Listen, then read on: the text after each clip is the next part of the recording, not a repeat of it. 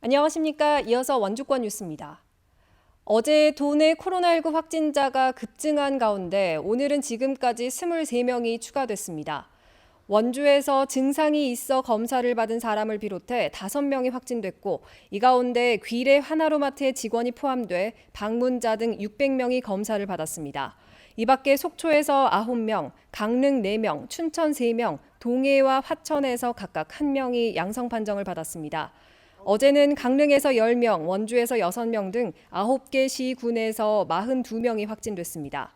일일 확진자가 40명을 넘은 건 지난달 31일 이후 11일 만입니다. 현재 원주의 누적 확진자는 1,027명, 도내 누적 확진자는 4,854명입니다. 지난주 도 내에서 코로나 바이러스 델타 변이 검출률이 90%를 넘은 것으로 나타났습니다. 7월 2주차에 4%에 불과했던 델타 변이 검출률은 7월 4주차에 69%로 급증한 이후 지난주인 8월 1주차에는 90.1%를 기록했습니다. 이는 전국 평균인 73.5%를 한참 넘어선 수치로 도내 델타 변이 검출률은 7월 4주차부터 3주째 전국 평균보다 높습니다. 한편 오늘 0시까지 변이 바이러스 검출 건수는 강릉이 110건으로 가장 많고 원주가 67건, 홍천이 38건으로 뒤를 잇고 있습니다. 원주와 횡성 지역 공동 현안 해결을 위한 실무협의회가 열렸습니다.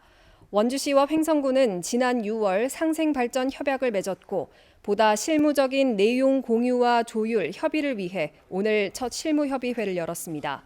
실무협의회의 공동회장은 조종용 원주부시장과 김옥환 횡성부군수가 맡았습니다.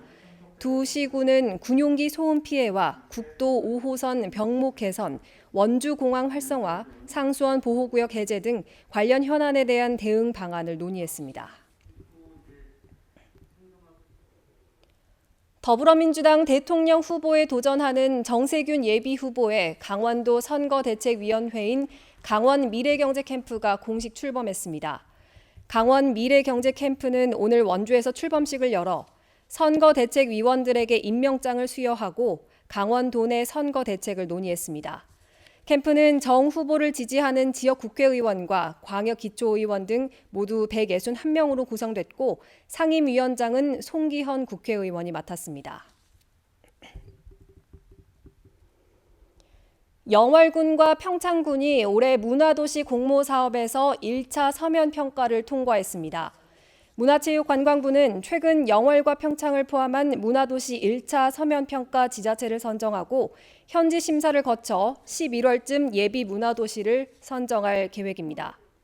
영월군은 행정중심이 아닌 주민 참여를 기반으로 한 문화도시 조성에 나서며 평창군은 달리는 버스 안에서 군민 의견을 수렴하는 찾아가는 4바퀴 라운드 테이블, 서울관악구와 평창 청년들이 만나 교류하는 도시문화랩 등을 개최할 예정입니다. 횡성군의 인구정책 컨트롤타워 역할을 담당하는 인구정책위원회가 출범했습니다. 횡성군 인구정책위원회는 관련 조례 제정에 따라 출산과 보육, 귀농, 귀촌, 청년 등 관련 분야 민간 전문가를 포함한 15명으로 구성됐고 오늘 첫 회의를 열었습니다. 위원들은 앞으로 고령사회 대응, 가족 친화 환경 조성 등 횡성군 인구 정책에 대해서 자문하고 다양한 시각을 제공하는 역할을 하게 됩니다. 지난해 말 기준 횡성군 인구는 46,472명으로 2년 연속 감소했습니다. 원주시가 코로나19 장기화로 어려움을 겪는 사업장에게 교통 유발 부담금을 30% 경감하기로 했습니다. 교통 유발 부담금은 연면적 1,000제곱미터 이상 시설물 소유자에게 부과되며 총 경감액은 약 3억 6천만 원 규모로 예상됩니다. 부과 대상 모든 시설물에 일괄 적용되며 미사용 시설물에 대한 신고는 오는 17일에서 9월 30일 사이에 해야 합니다. 수년간 어린 친딸을 상대로 유사 성행위를 하는 등 성착취한 50대 A씨에게 검찰이 징역 형량을 추가해 구형했습니다. 검찰은 지난 6월 A씨에게 징역 18년을 선고해달라는 기존 구형에서 최근 A씨의 추가 범행이 확인됐다며 징역 2년을 더해 20년을 선고해 줄 것을 재판부에 요청했습니다. 지난 2011년부터 5년 동안 13살 미만 친딸을 상대로 성착취를 일삼아 재판에 넘겨진 A씨는 범행을 모두 인정했습니다.